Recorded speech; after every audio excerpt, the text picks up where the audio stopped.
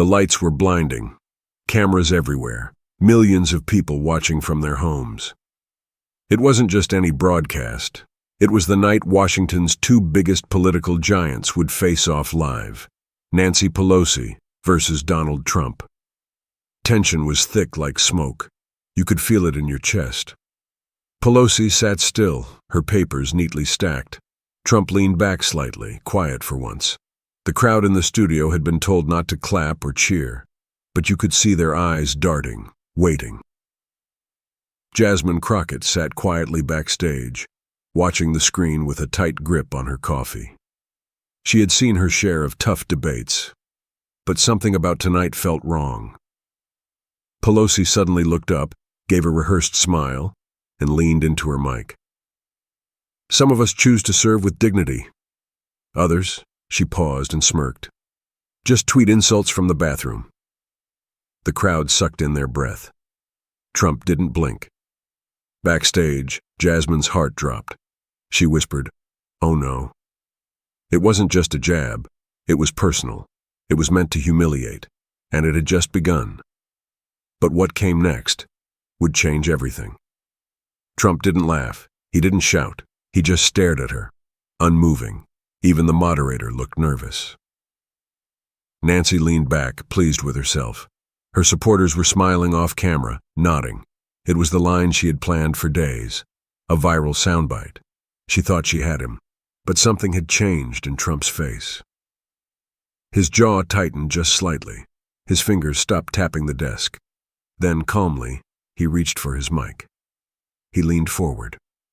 "No disrespect," he said slowly, voice smooth. "But some of us didn't stay in politics for 40 years, just to sell speeches behind closed doors and pretend it's public service." Gasps. Pelosi's lips parted slightly, but no words came out. Trump wasn't done. "You talk about dignity, Speaker Pelosi, but I remember your office being open to tech billionaires while Detroit schools were crumbling. That's not dignity. That's theater." Silence. Real, heavy silence. Jasmine dropped her coffee. The moderator looked stunned. The audience didn't breathe. Nancy tried to gather herself, but her face said it all. She hadn't expected him to come with receipts. Cameras zoomed in. Her eyes glistened, blinking too fast. She wasn't angry. She was hurt. Backstage, Jasmine gripped the edge of the table. She had never seen Nancy like this. Pelosi was a legend, a fighter, a woman who'd walked through fire in Congress for decades. But on that screen, she looked small, human, unprepared. Jasmine felt torn. She didn't agree with Trump, but she knew pain when she saw it. And Pelosi, her mentor, was in pain. You could see it in the way her hands trembled beneath the desk. The studio was still frozen. The moderator cleared his throat. "Congresswoman Pelosi, do you have a response?" Nancy opened her mouth, then closed it. Her voice just wouldn't come out. The silence lasted only 7 seconds, but it felt like a lifetime. A moment so raw and real no script could save it. Jasmine whispered to herself, "Please say something. Don't let this be the end of your strength." But the Pelosi on screen wasn't the same Pelosi who had once stood firm during shutdowns or tore up speeches in front of the world. She was exposed. And Trump had done it with a calm voice and facts. No yelling, no insults, just truth wrapped like a dagger. The internet was already exploding. And Jasmine knew this was far from over. Phones lit up. Clips of the moment were already flying across Twitter, TikTok, and news alerts. No edits, no soundtracks, just raw video. Pelosi blinking, Trump still, the room holding its breath. Backstage, Jasmine felt her heart race. She wasn't supposed to be emotional. But this wasn't just politics anymore. This felt personal. Her mentor was breaking, and Trump hadn't needed to shout to do it. That made it worse. Pelosi looked down at her notes, then folded them slowly, like she knew they no longer mattered. It was the quietest she had ever been on camera. No one moved. Even the crew stood frozen behind their cameras. America could feel it. The power shift. The vulnerability. Somewhere in the crowd, a woman quietly wiped a tear. Another whispered, "Is she okay?" Pelosi cleared her throat, but still, nothing came. Trump, still seated, simply looked forward. He didn't gloat. He didn't smirk. He waited. And the world waited with him. This wasn't a debate anymore. This was history. Not because someone won, but because someone we all thought was unshakable was shaking. Jasmine's hands trembled, and she whispered something only she could hear. "She's not okay." Finally, Pelosi spoke. But it wasn't power in her voice. It was weight, a kind of tiredness that felt deeper than the stage. "You think it's easy?" she asked quietly. "You think 40 years of this comes without scars?" No one interrupted. "You sit there and count my failures. But you never sat at that table with grieving mothers whose sons never came home from war. You didn't hold back tears when veterans begged for help and the budget said no." Trump stared. Pelosi's voice cracked. "I stayed. Through the hate, the threats, the losses, I stayed. So don't you dare call it theater." The moderator looked stunned. It wasn't the fiery comeback anyone expected. It was heartbreak. Raw, human, shattering. And for the first time, Trump looked unsure. Backstage, Jasmine wiped her eyes. She couldn't stop the tears now. She had disagreed with Nancy many times, but she had never stopped respecting her fight. She whispered, "That's the woman who taught me to stand." Pelosi looked out at the cameras, voice low but firm. Sometimes surviving is louder than shouting. Trump leaned forward slowly, ready to speak again. But something in her eyes stopped him. Something real. Jasmine couldn't stay seated anymore. She stood, hands shaking, and moved toward the edge of the backstage curtain. She had no plan, no speech, no permission. She just knew something inside her had shifted. What she had witnessed wasn't about parties or polls. It was about pain and dignity. Pelosi's hands gripped the table. Trump hadn't fired back. The whole room felt held in place, as if something fragile would break if anyone moved too fast. Then, from the back, Jasmine's voice rang out. "Can I say something?" Gasps. The moderator turned. The cameras followed. Even Trump looked up. Pelosi turned her head gently, eyes soft, surprised. The moderator hesitated, then nodded. "Go ahead, Congresswoman Crockett."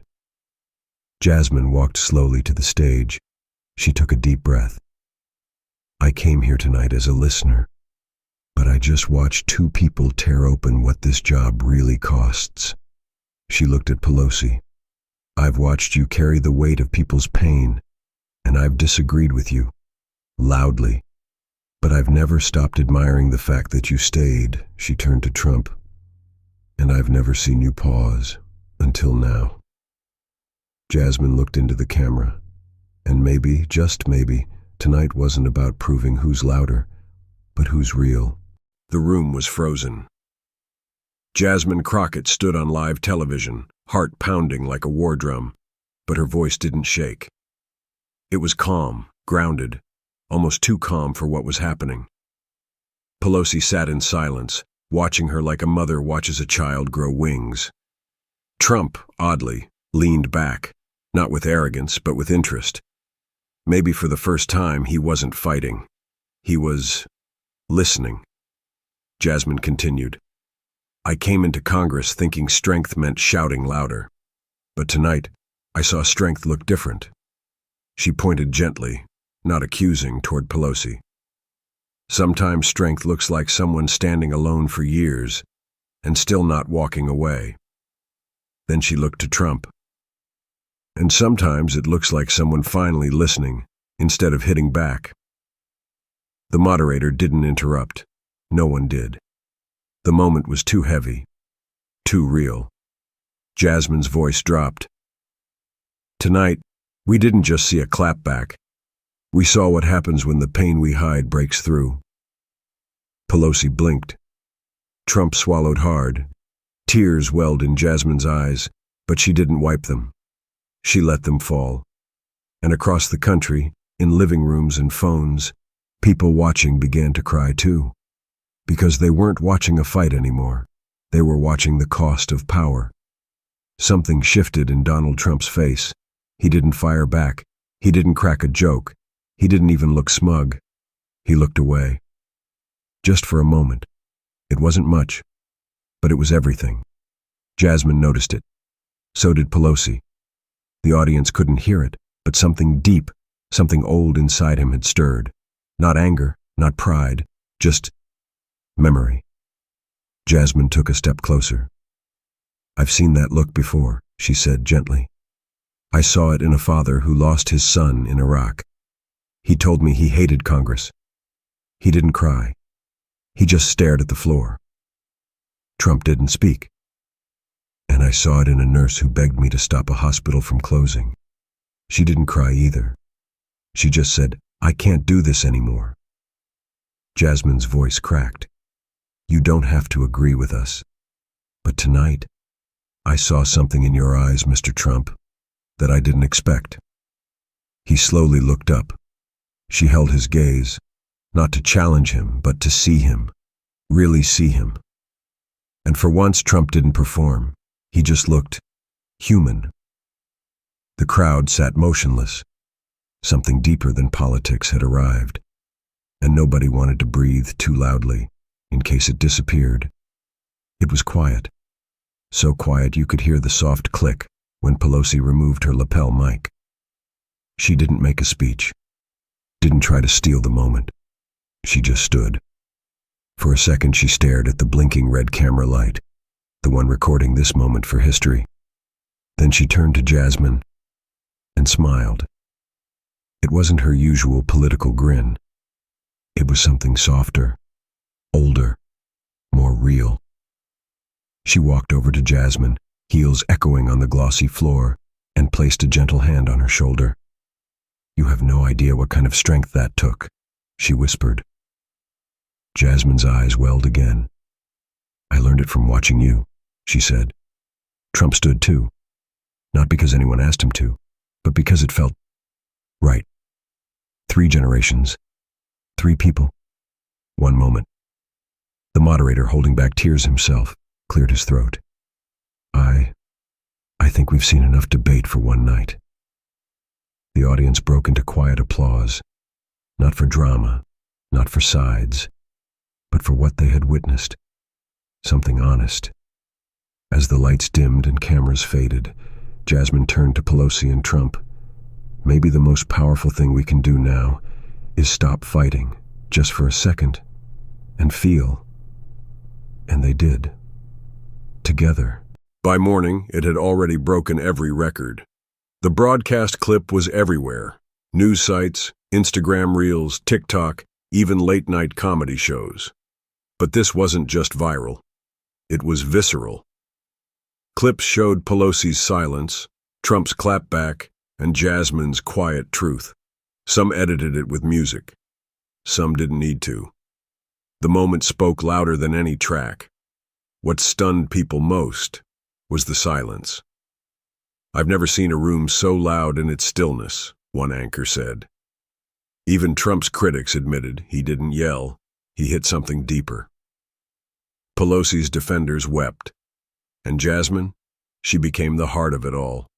A young woman from Texas, smart, principled, fierce, had walked into a storm and spoken with the voice of someone who knew pain, not just politics. In classrooms, teachers played her speech.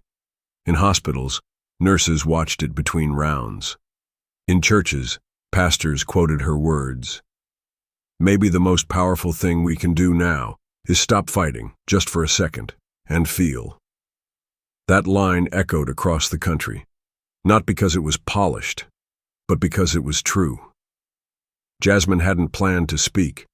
She just couldn't hold it in anymore. And sometimes, that's when the truth finally breaks through. 2 days after the debate, Jasmine walked into her quiet office and found a letter on her desk.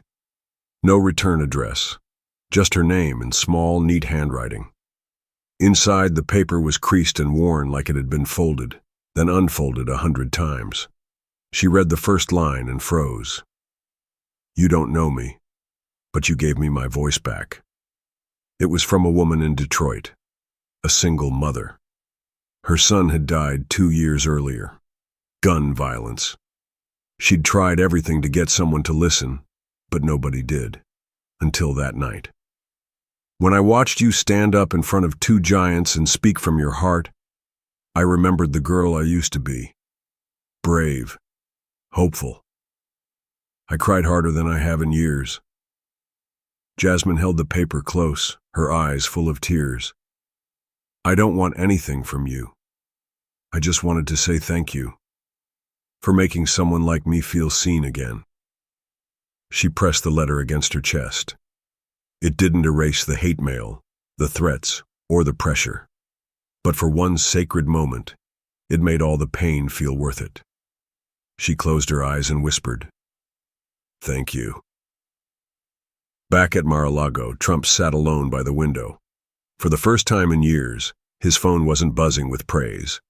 No victory chants, no congratulatory calls, just silence.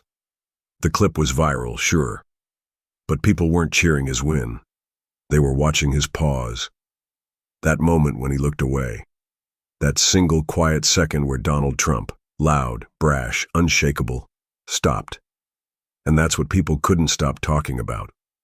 Had he changed? Had he felt something? No one knew. He didn't tweet. He didn't post. He just sat. Outside, the sun painted long shadows on the palm trees. Inside, he rewatched the moment. Not his clapback, not Pelosi's freeze, but Jasmine, the way she stood there. No notes, no anger, just pain, turned into purpose. He turned off the TV. He thought about his mother, about the silence in his father's funeral. Then he whispered something no one ever expected to hear from him. "She saw me." It wasn't regret, not quite. It wasn't apology either. It was something smaller, older, sadder. And maybe that was the beginning of something. Or maybe it was just a quiet moment that would never return. Either way, Trump didn't say another word, not for the rest of the night. The emails started pouring in. Jasmine's office couldn't keep up. Her assistant, Maya, read them with shaking hands. Some were just one sentence. Others were long, broken paragraphs from people who had never written to a politician before. A single father wrote, "I've never trusted a single person in Washington, but when you spoke, I felt like someone saw me." A Vietnam vet wrote, "Pelosi reminded me of my wife, strong until one day she wasn't.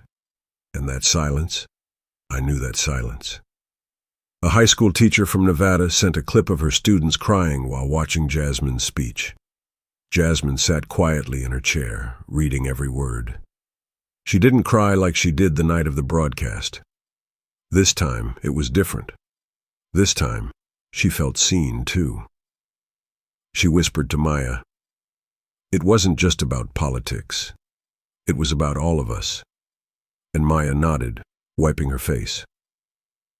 "You said what we didn't even know we needed to hear."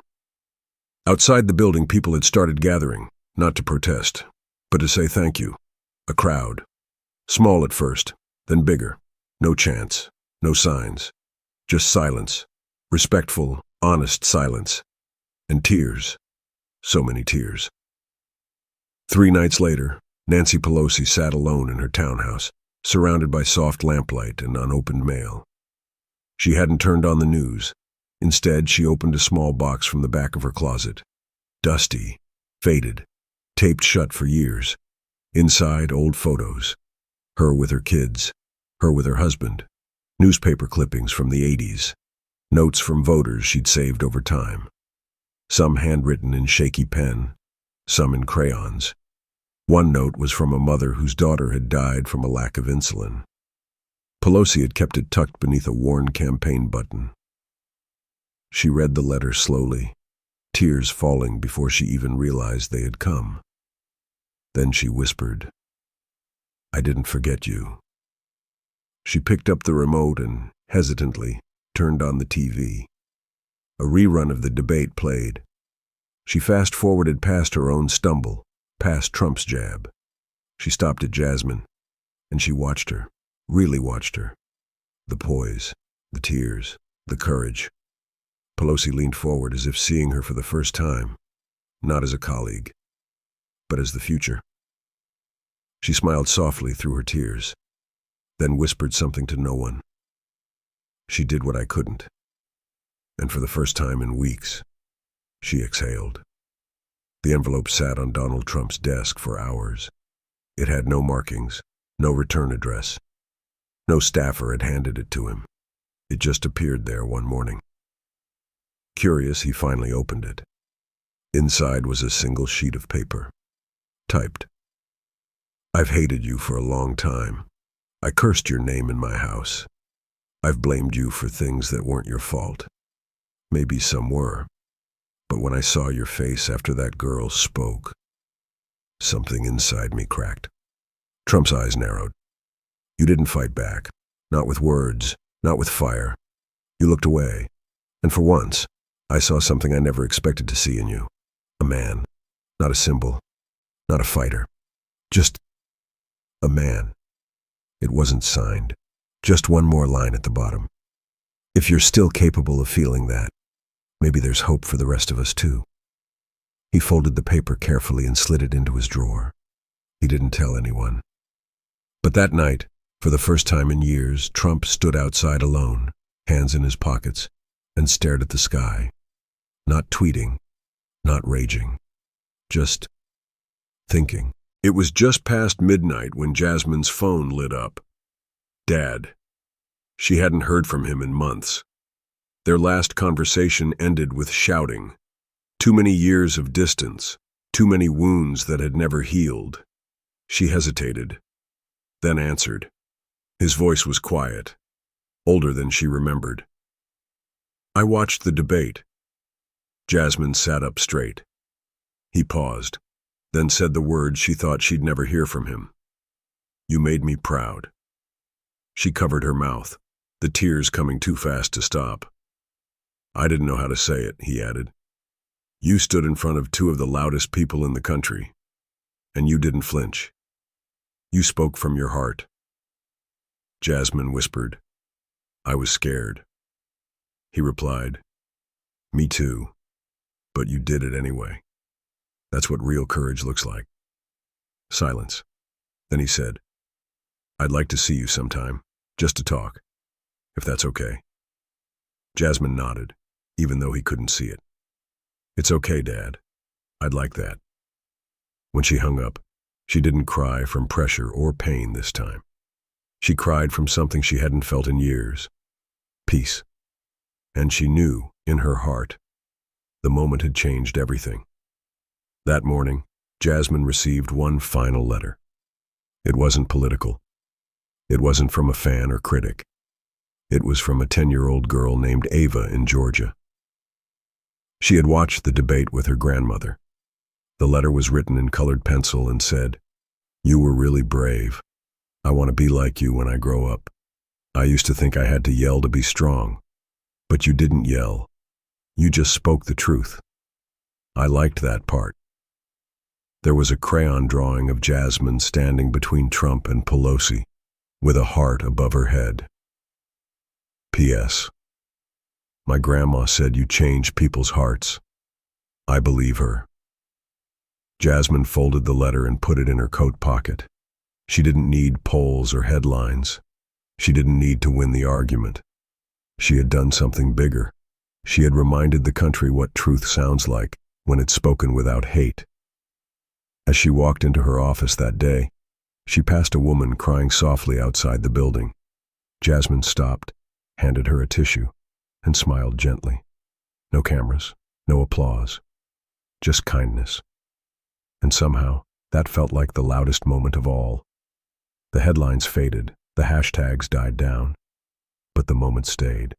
In homes, in classrooms, in hearts. Clips of Jasmine's speech were saved by strangers, played at memorials, quoted at graduations. Her voice had become more than just politics. It had become memory. Jasmine sat on the Capitol steps alone that evening. The sun was setting, casting long shadows behind her. A young staffer approached, nervous, eyes wide. "Congresswoman Crockett, I just wanted to say, you made me want to serve." Jasmine smiled, not the polished smile, the real one.